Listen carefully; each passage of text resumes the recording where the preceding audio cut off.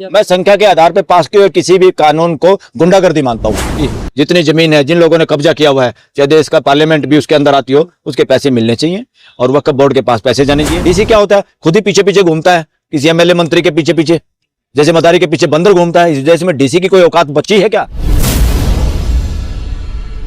में बदलाव की तो जरूरत पड़ती है समय समय पे, मगर कानूनों में बदलाव देश के जरूरत के हिसाब से और समाज की जरूरत के हिसाब से होने चाहिए। संख्या के आधार पे किसी को जबरदस्ती बिल पास करना या एक्ट बनाना वो संविधान या लोकतंत्र की परंपरा नहीं है, लोकतंत्र का स्पिरिट नहीं है।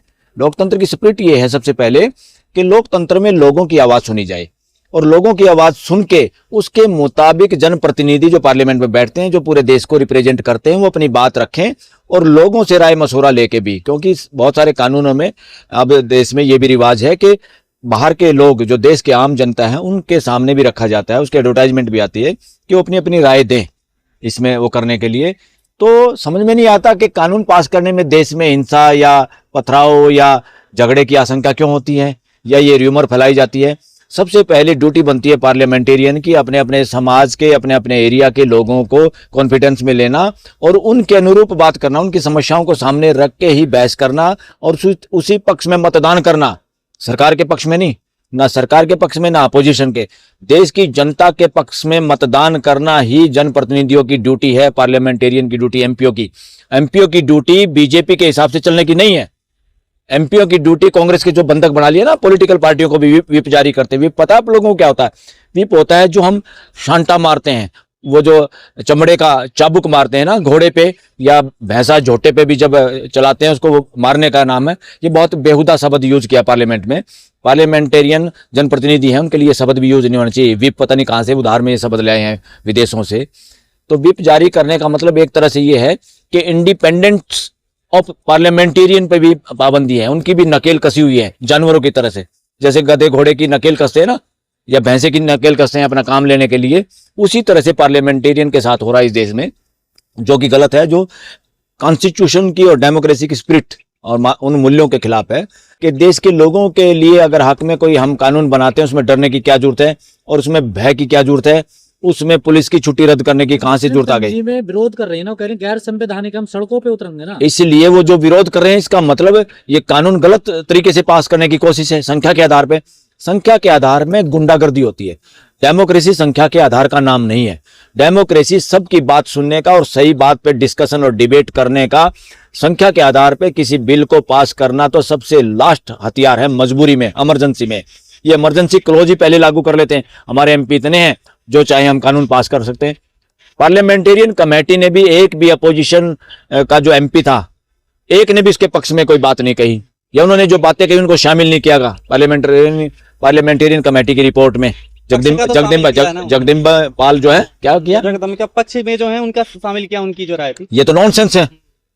कॉन्स्टिट्यूशन में और डेमोक्रेसी के अंदर मेजोरिटी के हिसाब से या मेजोरिटी की बात चले, दूसरे की बात ही ना चले और संख्या के आधार पे पास करना, ये तानाशाही है, ये डेमोक्रेसी नहीं है। आज sir all India Muslim personal law board ने प्रेस कॉन्फ्रेंस की है, कह रहे हैं कि हम इसके खिलाफ जो है लड़ेंगे। देखिए, क्या लग रहा है, क्या लड़ेंगे, मतलब all India personal law board की सहमति और उनका कॉन्फिडेंस इसमें लेना ही चाहिए था।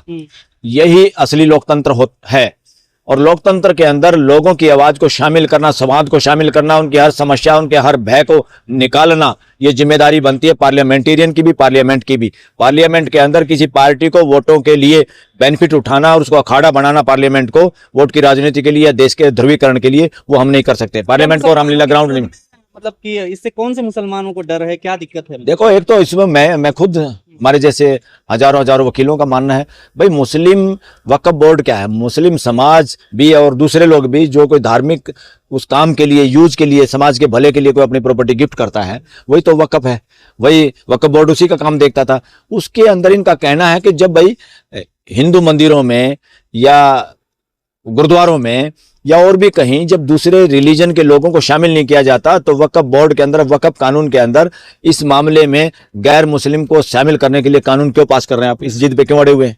और दूसरा, पावर डीसी के हाथ में देना। डीसी के हाथ में पावर देना ऐसे ही है जैसे अंग्रेजों के गुलाम होते थे ना डीसी, सारे हर डिस्ट्रिक्ट पे एक गुलाम होता था।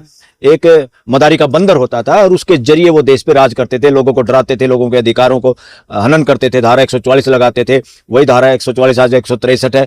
आज भी इस नई सरकार ने उन कानूनों को, लगभग कानून वही हैं जैसे पुरानी शराब नई बोतल में भरने का काम किया, सारा देश को उलझा दिया, वकीलों को, जजों को, आम नागरिकों को, लोगों के प्रोफेसरों को, और 163 में उसको शामिल कर दिया। जो धारा 144 163 है ये भी उतनी खतरनाक है।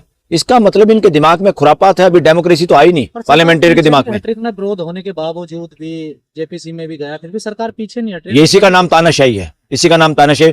जो देश के सब लोगों को और स्टेक होल्डर को, जिनके लिए वो कानून बनाया जा रहा है, उनको अगर शामिल और उनको संतुष्ट नहीं कर सकते तो आपकी पार्लियामेंट बदमाशी कर रही है। देश की पार्लियामेंट बदमाशी करती है जब देश के लोगों के अनुरूप और देश के लोगों को समझा बुझा के। और कानून पास करने का क्या मतलब है? कानून पास करने का, देश में कोई राजाओं का राज थोड़ा है, किसी तानाशाह का राज थोड़ा है, कोई व्यक्तिवाद का, किसी के बाप की बपोती थोड़ा। पार्लियामेंट की ड्यूटी बनती है। अदरवाइज पार्लियामेंट के लोग, पार्लियामेंटेरियन खुद कंटेम्प्ट कर रहे हैं देश की पार्लियामेंट की। देश की पार्लियामेंट देश के लोगों की आवाज के लिए है, देश की आवाज दबाने के लिए नहीं है। देश की आवाज को दबा के मेजोरिटी के नाम पे एक आवाज को सही आवाज बताना, दैट इज नॉनसेंस। सरकार करे पारदर्शिता लाना चाहने, क्योंकि इसमें बहुत गड़बड़ है, बहुत डिस्प्यूट है मामला। अरे इस पे पारदर्शिता तो सब लाना चाहते हैं। इसमें हिंदू मेंबर बनाने की क्या जरूरत थी? एक डीसी जो एक मदारी के बंदरों की तरह से, आज भी डेमोक्रेसी में जो डीसी का मिसयूज हो रहा है, आईपीएस एसपी का मिसयूज हो रहा है, ये कैसे बोलेंगे? सरकार के खिलाफ बोलने की हिम्मत है क्या इनकी? जितने सरकारी कर्मचारी है किसी की हिम्मत? और इस देश की हाई कोर्ट, सुप्रीम कोर्ट ईमानदार और अच्छे आईएएस आईपीएस को बचाने में फेल हुई है टोटली 100%। इसलिए ईमानदार लोग तो बोलते ही नहीं। चाटुकार लोग ही, चाटुकार अफसर भी, जब उनको लगता है कि हमारा बोलने का कोई फायदा नहीं, हमें कोर्टें भी नहीं बचा पाएंगी, वो लंबे लेट जाते हैं। जो ये नेतागण कहते हैं, जो सरकार में होते हैं, उनके हिसाब से चलते हैं और सारा करप्शन करते हैं, गलत काम करते हैं। कह रहे हैं ये जमीन हड़पने की सरकार की साजिश। अरे किसान कानून में तो डीसी को राइट दे रहे थे। ये डीसी को, कौन होता है ये डीसी? अरे भाई, जिसमें जज नहीं है, जजों के पास पावर होनी चाहिए न्याय करने की। अन्याय किसी के साथ होता है तो जज के दरवाजे पे जाए, कोर्टों में जाए, ट्रिब्यूनल में जाए, न कि डीसी के दरबार में। डीसी क्या होता है? खुद ही पीछे पीछे घूमता है, किसी एमएलए मंत्री के पीछे पीछे, जैसे मदारी के पीछे बंदर घूमता है। इस देश में डीसी की कोई औकात बची है क्या? सिर्फ इनको घर के बंधुआ मजदूर की तरह यूज किया जा रहा है डीसी और एसपी को तो इस देश के अंदर। सर रिजिजू बोल रहे हैं कि संशोधन नहीं लाते तो संसद भी वक्फ की होती है, अगर संसद की जमीन जो है। अरे संशोधन नहीं लाते तो संसद भी वक्फ की होती, तो अगर वक्फ की जमीन है तो पैसे दे दो ना मुसलमान समाज को। ये मुसलमान समाज विदेशी है क्या? ये इस देश के नागरिक हैं, उस समाज के भले के लिए पैसे दो। पार्लियामेंट भी तुमने बदमाशी से, पार्लियामेंट भी जिस जमीन में बड़ी है, जो मालचा गांव की जमीन है, बहुत सारे किसानों को पैसा नहीं मिला अभी तक दिल्ली का। और ये दिल्ली हाई कोर्ट कहती है मुकदमा बहुत दिनों में लेके आए इसलिए रद्द करते हैं, आपको पैसे नहीं मिलेंगे। और यही कोर्ट, सुप्रीम कोर्ट, गैर कानूनी तरीके से, बिना एविडेंस के, चोरी चकारी से एक कानून फैसला करती है कि यहां तो राम मंदिर था। ये नॉनसेंस करते हैं और देश के जिंदा आदमियों को उनकी जमीनों का हक मिलने में इनके मुकदमे फेंके जाते हैं लोगों के। अगर मैं कह रहा हूं वक्फ प्रॉपर्टी पे इस देश की, चाहे पार्लियामेंट हो, चाहे सुप्रीम कोर्ट भी हो, उनको कंपनसेट करके उसके खाते में पैसा डालो और वो पैसे किसके लिए यूज होंगे? समाज के लिए यूज होंगे। अस्पताल बनाओ, स्कूल बनाओ, गरीब लोगों की गरीबी दूर करने के लिए काम करो। तुम खुद ही कब्जाधारी बन गए, जैसे गुंडे कब्जा करते जमीन पे। सरकार भी अगर कब्जा करने लग जाए, इस देश में कितने गांव में ग्राम पंचायतों की जमीनों पे, शहर पे, नगर परिषदों की, नगर निगमों की जमीन पे लोग कब्जा किए हुए हैं। कोई बात नहीं, हम उसके हक में नहीं कि उनको गिराओ, हम इस बात के हक में हैं कि उनको मार्केट वैल्यू या उससे भी कम में कोई कीमत तय की जाए मानवीय आधार पे। उस कीमत को, अगर पंचायत की जमीन, तो बहुत सारे राज्य सरकारों ने कानून बनाए हैं, पंचायतों को जो जमीन, पंचायतों के पंचायती जमीन पे कब्जा किसी का, उनको कहा भाई इतने पैसे में आप रजिस्ट्री कराइए, आपके मालिकाना हक मिल जाएगा, आप भी खुश और उधर पंचायत के पास भी पैसे आ जाएंगे। इसी तरह वक्फ बोर्ड की जितनी जमीन है, जिन लोगों ने कब्जा किया हुआ है, चाहे देश का पार्लियामेंट भी उसके अंदर आती हो, उसके पैसे मिलने चाहिए और वक्फ बोर्ड के पास पैसे जाने चाहिए। वो पैसे भी समाज के हित में, अस्पताल बनाओ, कितने लोग गरीब हैं, स्कूल में नहीं जा पा रहे बच्चे, अस्पतालों की कमी है देश के अंदर, उस समाज के भले के लिए काम करो जो गरीबी रेखा से इतना नीचे है, मुस्लिम समाज, उसके भले में यूज करने का मतलब भारतीय नागरिकों के हक में यूज करना, भारत का विकास करना। तो इसमें क्या है? इसमें मेजोरिटी के नाम पे तुम गुंडागर्दी करना चाहते हो किसी समाज के साथ, ये गलत है, ये गलत है टोटली। सर चंद्रबाबू नायडू और नीतीश जी भी समर्थन दे रहे हैं, क्या इसका क्या प्रभाव पड़ेगा? अरे क्या चंद्रबाबू नायडू और क्या नीतीश कुमार? नीतीश कुमार का हाल ही देख रहे हो तुम, क्या कर रहा है वो आजकल, उसका दिमाग भी बेचारे का काम नहीं कर रहा। और चंद्रबाबू नायडू पे तो इन्होंने मुकदमा चलाया था, भ्रष्टाचार के केस में बंद था, और वो केस मेरे ख्याल में अब वापिस ले लिया। ये सारे के सारे सौदेबाजी कर रहे हैं ये लोग, ये सौदेबाजी है। ये सौदेबाजी क्या होती है? किसी को आप सौदेबाजी कर लो, इतने पैसे ले लो, उसका मर्डर कर दो, वो मर्डर कर देगा, वो पैसे ले लेगा, ये सौदेबाजी है। ये डेमोक्रेसी में नहीं चल सकता। ये सौदेबाजी जो चल रही है डेमोक्रेसी में कि मुख्यमंत्रियों के साथ, एमएलए के साथ, एमपीओ के साथ सौदेबाजी जो चल रही है, this is nonsense, this is against the spirit of Indian constitution and the democratic supreme values. Court में चैलेंज किया जा सकता है इसको? क्यों नहीं किया जा सकता? लॉ को तो किसी को भी चैलेंज किया जा सकता है, हाई कोर्ट में भी किया जा सकता है, सुप्रीम कोर्ट में किया जा सकता है, और सीधा सुप्रीम कोर्ट में किया जा सकता है, क्योंकि वक्फ की प्रॉपर्टी पूरे देश में है। अब इनको दर्द क्या हो रहा है? और वक्फ की प्रॉपर्टी पे उसका इनके यार जो सो कॉल्ड दोस्त बताते हैं, बिजनेसमैन, क्या नाम है उसका, रिलायंस वाला, अंबानी, उसका घर है। अरे तुम बदमाशी करो, तुम्हारे पास पैसा है, तुम चोरी चकारी से एमएलए को खरीदोगे, एमपी को खरीदोगे, सरकार को खरीदोगे, पार्लियामेंट को खरीदोगे, और कानून बना के फिर पुलिस के बल पे गोली दिखा के, जिस देश में गोली के दम पे राज किया जाए, वो देश का डेमोक्रेटिक सिस्टम नहीं होता। देश का संविधान देश में मानवीय व्यवस्था बनाने के लिए है, पार्लियामेंट मानवीय कानून बनाने के लिए है, पार्लियामेंट धींगा मुस्ती से, गुंडागर्दी से, संख्या के आधार पे कम लोगों को डराने के लिए, कम लोगों की आवाज बंद करने के लिए नहीं किया जा सकता। मुस्लिम समाज इस देश का अभिन्न अंग है, तो वो संख्या में कम होने की वजह से आप संख्या के आधार पर उनके साथ नाइंसाफी नहीं कर सकते। ये संविधान की उल्लंघना है, ये इस देश की डेमोक्रेसी की उल्लंघना है, ये मानवता की भी उल्लंघना है, ये गलत है। और इनको सारा का सारा, अब पर्सनल लॉ बोर्ड से पूछो ना भाई, आप किस तरह से चाहिए, हमें ट्रांसपेरेंसी चाहिए। और जो प्रॉपर्टी पे कब्जा है, मान लो सरकारी भवन है, बोलो कैसे किया जाए? जहां सरकारी बिल्डिंग है कोई बात नहीं, सरकारी बिल्डिंग है तो सड़कें बनती है लोगों के खेतों में, पैसा नहीं देते क्या? आपको पैसा देना चाहिए, और पैसा आखिर किसी के घर में थोड़ा जाना है, वो समाज के काम आएगा।